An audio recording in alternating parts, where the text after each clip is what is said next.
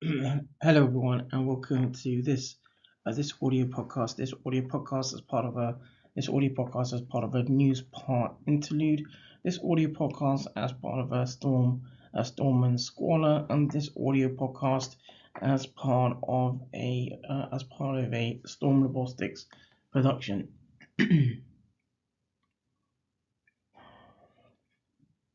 So, in regard to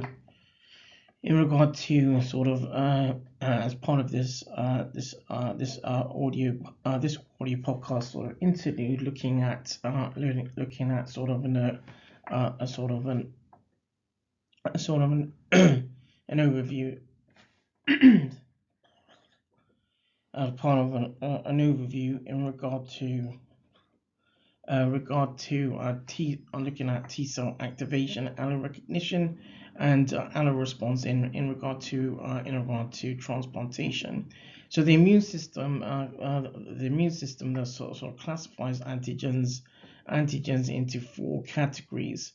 Number one, visible self bodily structures, bodily structures to which the immune system is tolerant.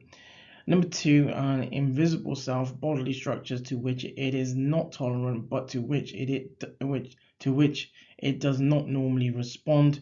Number three, visible non-self structures to which the immune system normally responds. And number four, invisible and non-self, where there's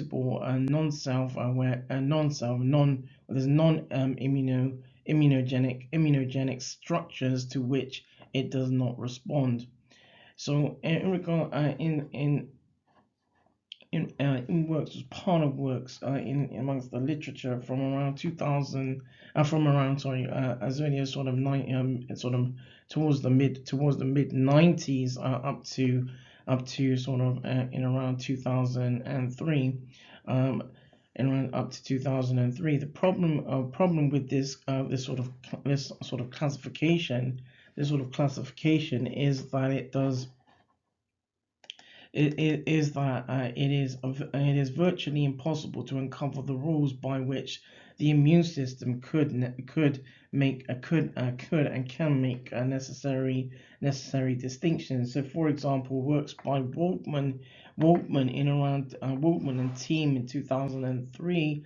In works by Waldman in 2003, the idea that self for T cells consists of common peptide major histocompatibility complexes, which begs the question of what happens when and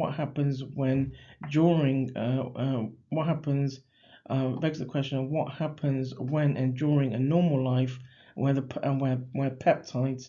peptides change in self and non-self models. T cells must be T cells must be undergo a basis to distinguish the difference between foreign and self antigens. In an immune system poised for danger, the T cells need only to identify antigen presenting cells from everything else.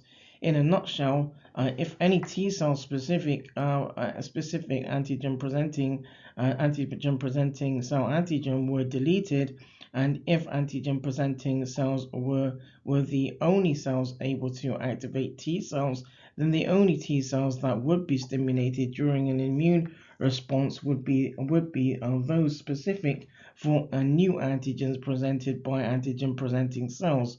Initial recognition of processed antigen by T cells is through the T cell antigen receptor. Accessory molecules further link the antigen presenting cell or APC and the T cell, leading to a stronger cell interaction. For example, CD4 binds to a constant region domain of class 2 MHC molecules, whilst CD8 binds to class 1 MHC molecules.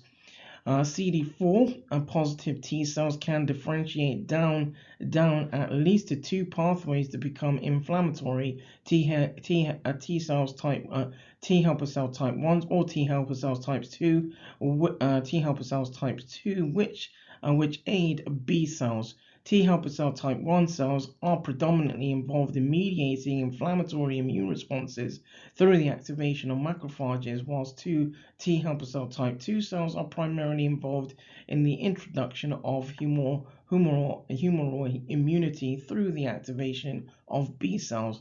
T helper cell cell type 1 cells produce cytokines that primarily act on macrophages, interferon gamma and interferon gamma and tuber necrosis factor alpha, whilst T helper cell type 2 cells are involved mainly in B cell differentiation and maturation through interleukin 4, interleukin 5, and interleukin 6. Many have already established, where works have established there are three different signals for T cell activation. Signal 1 is initiated by the binding of the allo-recognition of or the process antigen presented by self MHC to the T cell receptor or TCR CD3 complex.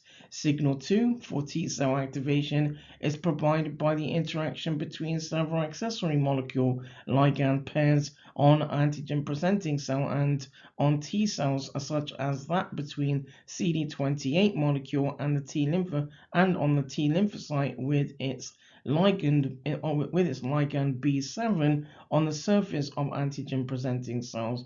On specific ligand binding, a signal is delivered that acts synergistically with T cell receptor induced signals to produce T cell activation. These signals trigger CD4 positive T cell to the cytokine interleukin 2 or IL-2 and IL-2 receptor gene expression, leading to the expression of other cytokines.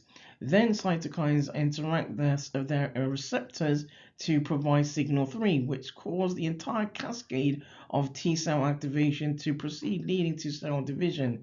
If a T cell receptor is triggered without an accompanying second signal, the cell is driven into an anergic state in which it is not only inactivated but also becomes refractory to the full range of activating signals. That draws this audio podcast to a close. This audio podcast as part of a Newspart interlude. This audio podcast as part of a Ztorm and Squala. This audio podcast as part of a Ztorm Robotics production.